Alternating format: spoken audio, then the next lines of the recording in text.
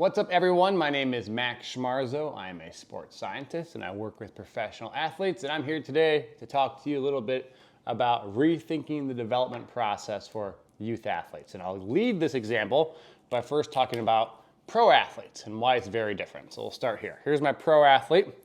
A pro is already at the pinnacle of performance, right? They're the 1% of the 1%. Yes, can a pro still get better? Absolutely. But a pro is a job. They have a job. And the GM of that organization and the coach decide whether or not they're doing their job well.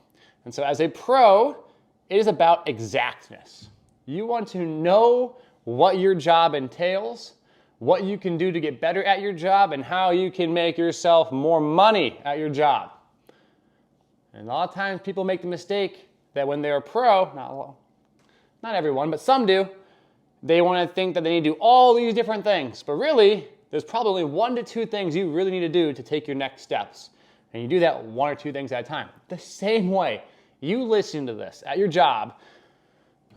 Pick a job, I don't care what you do. You're not trying to do, if you want to get a raise or a promotion, you're not trying to do 19 different things really well. You're probably just trying to do 1 or 2 things just a little bit better. And then you can get a raise and a promotion. That's what happens when it's a job. Now, keep that in mind, because when we talk about a youth, it's very different. You're not getting paid by any GM. All right? There's no coach paying you. We can talk about NIL and all that stuff another day. It's about you becoming the best basketball player you can, knowing the time scale is very large. So maybe 10 years, right? 8 to 18, we'll say. During that time period, you're trying to become the best basketball player you can, and there's many, many different paths of growth you'll go through. But the big thing about being a pro versus being a youth is the fact, as a pro, you have reached your final stage of personness.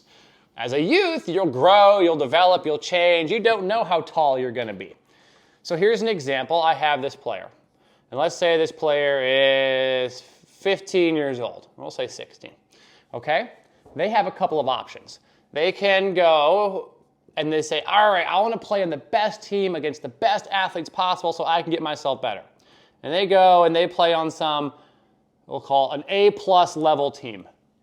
But if you're on an A-plus level team, unless you're that dude and you're that player, you're going to be probably labeled as a support cast role, right? Unless you're just that dude, which you might be. In this case, this conversation is very different. But 99.9% of people, you're going to be in some level of support cast. You might play a specific role as a point guard. You might play a specific role as a shooting guard, whatever it might be. But you have a specific role. The coach sees that role for you, and they put constraints. So they put little guardrails around your role. All right? So what happens is we have a suppression of exposure. You need to do your job. You want to get playing time. You're on a team, and so you're going to be dictated by what this role is constrained by. And you're going to excel in those areas. But the question is, are those areas best for your future development? Maybe it's like, oh, I want you to make sure you can make a corner set shot 3, or I want you to be spaced, and you might only take 7 shots a game, and you might only play 20 minutes, and you might say, well, I'm playing against the best players. Am I getting better? Does that sound like a recipe to get better? Let's continue this conversation. Maybe I go play for a B-level team, but on that B-level team, I'm really good compared to everyone else. I am that dude. And the coach is like, look, you're the best player. You're going to play 35 minutes. You're going to have the ball a ton, so high exposure. And you can make mistakes, and I don't really care if you get to make a mistake because it's the cost of doing business. And you're going to try a whole bunch of new things. So instead of your role being constrained, your role is a role without borders, right? It's like, oh my gosh, I can do this, I can do this, I can do this, I can do this. You're not really concerned about playing a certain type of way. Now, you might not play against the best competition, but you have to remember, in order to develop, you have to expose yourself to different avenues of basketball. And all these arrows represent those aspects of exposure, and you can develop yourself further. And then maybe when you go play against these other players, you can play a little better. So what am I getting at here? Good question. We want to think about our development process as a path of unknown destination. We know the origin, we know where we're starting. We don't know where we're going. And if we just hang our hat on a very specific set of skills, and we just make a big bet that that one specific area that I decided when I was, say, 15 years old or 14 years old, and that specific area of skills is the exact skills I need to be a great pro player, that's a bet I'm not willing to make. And so here's some examples. Let's talk about where someone like Steph Curry from, right? Look at some undersized, high-potency guards. Steph Curry, Davidson, high usage rate, right? Damian Lillard, he played at Weber State, another small school, high usage rate. Fred Van Fleet, it's Van Vliet, isn't it? Is it Fleet? I always get his name wrong, I apologize. I think it's Vliet. I don't know. Whatever. The point is, he played at Wichita State. Actually, a really good Wichita State team. And then I don't even know how to spell Wichita. Is that it? Sure, Wichita State. You can go, the list goes on. And the point is, when you look at smaller guards, CJ McCallum, guys who Lehigh, by the way. Is it Lehigh? I don't know how to spell anything. Apologize. When you look at certain players who maybe have projected well beyond what people thought they were going to be. They come from these small schools, and they are that dude at those schools, right? If Steph or Dame or Fred or CJ go immediately to the best possible school, North Carolina, Duke, whatever it might be, as a freshman, they might never grow into who they are because they never have the exposure rate. Ben Sturtz for Drake right now. Ben Sturtz was no D1 offers 2 years ago. He was second team All Division II last year, and now he is Missouri Valley Player of the Year this past year, averaging 19 a game for Drake. Insanely high usage rates. And it just seems to be a commonality that people who, quote unquote, overperform their potential are people who just have a ton of usage rate placed on them, and they get to try new things and fail at new things and build new things for their abilities, because remember, people like Steph and those players, if you play basketball in AAU, you play high school, you're going to play against good players still, right? You're still going to play against good players, but you're going to develop every time you play basketball more and more attributes. And what's really interesting about this is that if you take an athlete, you want to look at their skill set, they might have a skill set that allows them to play at the highest level, right? They say, okay, you have an A+, a Division I skill set for ball handling, right? But you have like an 8th grade level of shooting ability.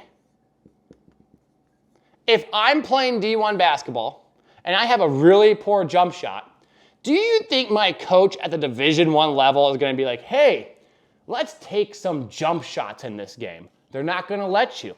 What happens, it's like a filtration. You have a whole bunch of skills. I'll draw this in a really big example. You have a whole bunch of skills that you might have. Not all your skills are developed to the same level. You might have good skills, bad skills, intermediate skills. And your skills sit right here. And they get filtered as they trickle down into whatever level of playing you are.